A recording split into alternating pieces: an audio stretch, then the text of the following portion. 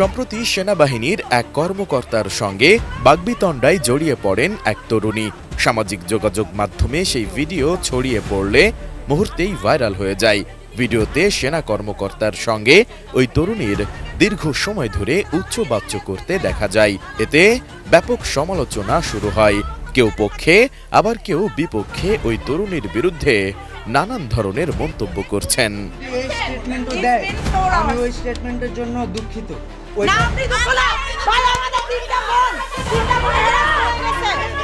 জানা যায় সেনাবাহিনীর ওই কর্মকর্তার নাম ক্যাপ্টেন আশিক এবং বাগ্বিতণ্ডায় জড়ানো ওই তরুণীর নাম ফারজানা সিথি। নেটিজেনরা সিথি নামের তরুণীকে দোষারোপ করে তার ভিডিও এবং একাধিক ছবি পোস্ট করে নিন্দা জানাচ্ছেন। It's my turn now. আপনি আমাকে বলেছেন যে তার স্টেটমেন্ট তো হয়ে গেছে, এখন আর ভিডিও করা কি দরকার? You said this to me. আমি তাকে বলছি You said this to me. কথাটা শুনুন, আপনারা তার ভিডিও স্টেটমেন্ট নিতে চাইছেন, ঠিক আছে? আপনি বলছেন না? হ্যাঁ, আমি না বলি নাই। আমি বলছি যে তার আমার ঘরে ছেলেরা কই? শুনেন, আপনি আমার কথা শুনেন। আপনি আমাকে বলছেন যে সে স্টেটমেন্ট দিচ্ছে। আমি বললাম তার স্টেটমেন্টটা নিয়ে আপনারা কেস করেন। আপনারা বললেন ভিডিও স্টেটমেন্ট চান, ঠিক আছে? তাহলে পরে যখন সে রাজি হচ্ছিল না, তাকে আপনারা গায়ে হাত দিবেন, তখন আমি বললাম ঠিক আছে আপনারা স্টেটমেন্ট নেন, ভিডিও স্টেটমেন্ট নেন।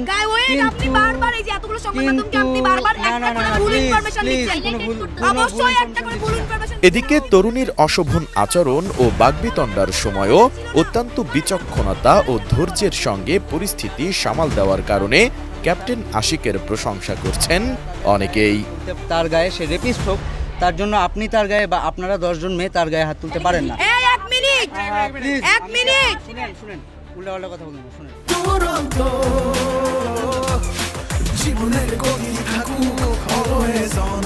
অন্যদিকে সামাজিক যোগাযোগ মাধ্যমে যখন এই ঘটনার ব্যাপক সমালোচনা হচ্ছে, ঠিক সেই সময় ক্ষমা চাইতে বাধ্য হন ফারজানা সিথি। 18 আগস্ট এক ভিডিও বার্তায় সিথি বলেন, সবাইকে বলছি আমার গতকালের ব্যবহার নিয়ে খুবই দুঃখিত। এরকম ব্যবহার আমার কোনোভাবেই করা উচিত হয়নি। সবাইকে বলছি আমার যে ব্যবহার ছিল গতকালকে শেষ 1 ঘন্টার, আমি তার জন্য খুবই দুঃখিত। বাংলাদেশ আর্মির কাছে আমি খুবই দুঃখিত। এরকম ব্যবহার বা এরকম ব্যাপার আমার কোনোভাবেই করা উচিত হয়নি, কিন্তু সিচুয়েশন, টাইমিং এবং ওইখানে যে কার্যকলাপগুলো যাচ্ছে, যেটার কারণে আমি হয়তো আমার মতো করে প্রপার কনসিয়াস ছিলাম না। আমার নিজেরও একটা ভেতরকার অ্যাঙ্গার ছিল, আমার মনে হয় ওখানে প্রত্যেকটা মেয়েরই ছিল। আমি তার জন্য বাংলাদেশ আর্মির কাছে আন্তরিকভাবে দুঃখিত। এদিকে এমন পরিস্থিতিতে পেশাদারিত্ব এবং ধৈর্যের পরিচয় দেওয়ার কারণে সেনা গৌরব পদক বা SGP অর্জন করেছেন বাংলাদেশ সেনাবাহিনীর আলোচিত সেই ক্যাপ্টেন আশিক।